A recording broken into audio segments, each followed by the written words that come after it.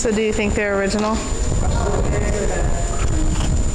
These are the originals. No more creepy passageway. Is it? Everything will be just fine.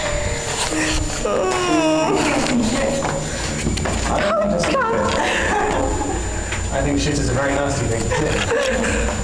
Okay. I'm sorry, I just had a nice shot of your bum. There are people who pay for that shot of my bum.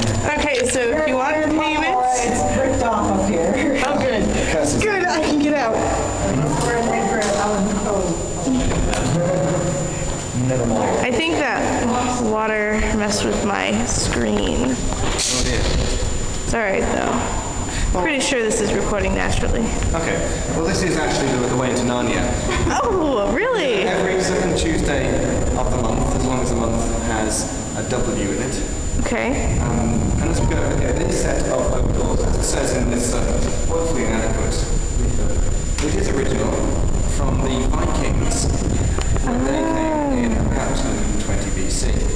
Now you may say, but David, 220 BC is before the Romans built the walls down there. You'd be right. The Vikings came along, installed this archway, these doors, for the Romans then to come a couple of hundred years later and install the wall down there and do their punishments. So do you think they had some sort of arrangement after a certain period of time? No, I think it's just natural that when you see a set of wooden doors, you come and add to it. Right then. So does that mean that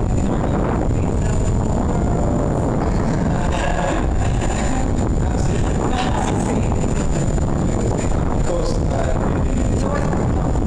Romans, there are no W's in their alphabet anyway, so they could never have one. So why is it bricked off? Well, it's not second to be dead.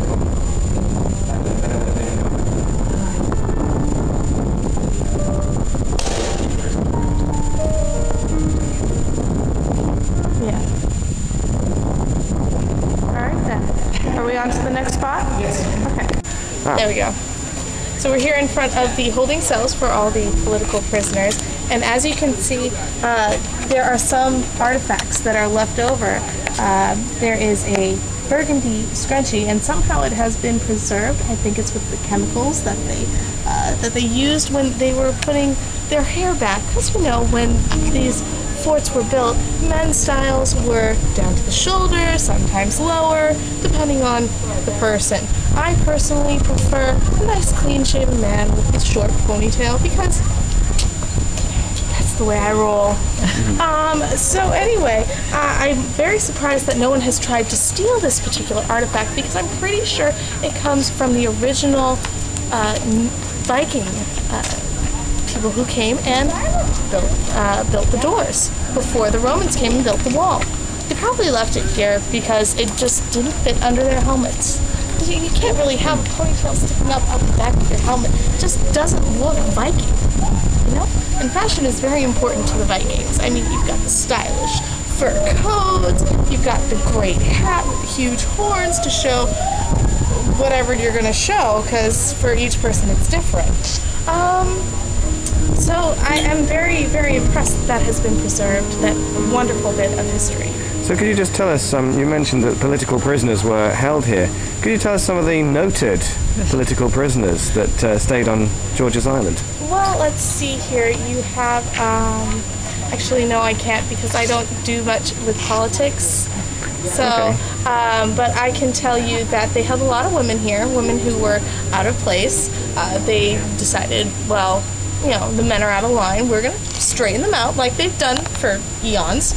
And men just weren't having that. They were the men with their guns, so they stick them in these cells all together, and then that time of the month rolls around and they just kill each other. And that's why they've got these huge windows, so that the guys can sit here and watch the cat fights unroll.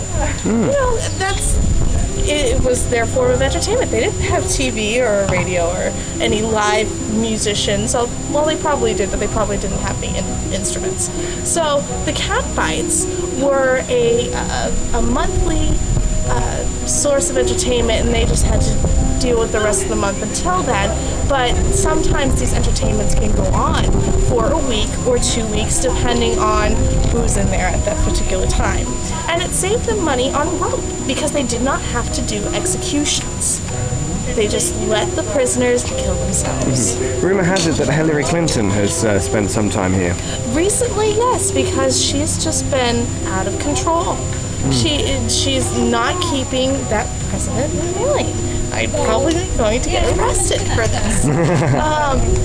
No, she's slacking. You know, she slacked during the Clinton administration. She let him have that intern.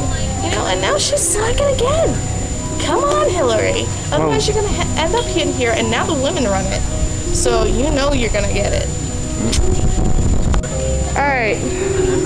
Going in another dark hallway. Oh, this is very good. Oh, I know.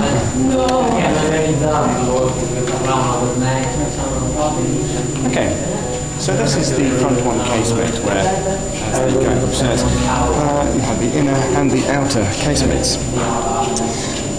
When Battery Stevenson, as it says, was installed, the casemate saw a new use as a plotting room. Plotting room. A plotting room, yes. What did they plot? Well, last night was the 4th of July, where we saw the fireworks. Now, in Britain, we have our own selection of fireworks, which happened on the 5th of November. The gunpowder plot of 1605, the plot to blow up Parliament by Guy Fawkes. Little does everyone know that this was actually done right here on George's Island. Aha. They shipped all of the plotters out here because, of course, it was a very difficult and dangerous political situation in the United Kingdom at the point. And then did the plot, took it back. So this is one of those times where this was used as a plotting room. Now, was Guy Fawkes actually here, or did they send a missive to him and say, here you go? Oh, no, he did actually come over. Oh, yeah. Yes, you can see from the fireplace that someone was being a little bit, Careless with. well, pyromaniacal, one might say. He liked his matches, did Guy. So yes, this is the fireplace where Guy Fawkes, and you can even see over there is a footprint of Guy Fawkes. Let's get close up of that footprint. Right there, that's history right there. And we say that Europe is where all the history comes from, but I think America definitely has something to be proud of with the gunpowder plot room. I'm going to hit my head on this. Yes, of course, this was back at the time of the Pygmies. That's correct, yes. The little 2-foot-tall people. So did he sleep in there too? Because I think it also mentioned that these were living quarters. Yes, that's right. He didn't actually sleep there because that would be a little bit difficult if the fire was going. But up there you can see his well, it was a tree house, but is now just a hole in the wall. Did they wall it in? Every night. It's actually very narrow. Yes, he was. He was very thin.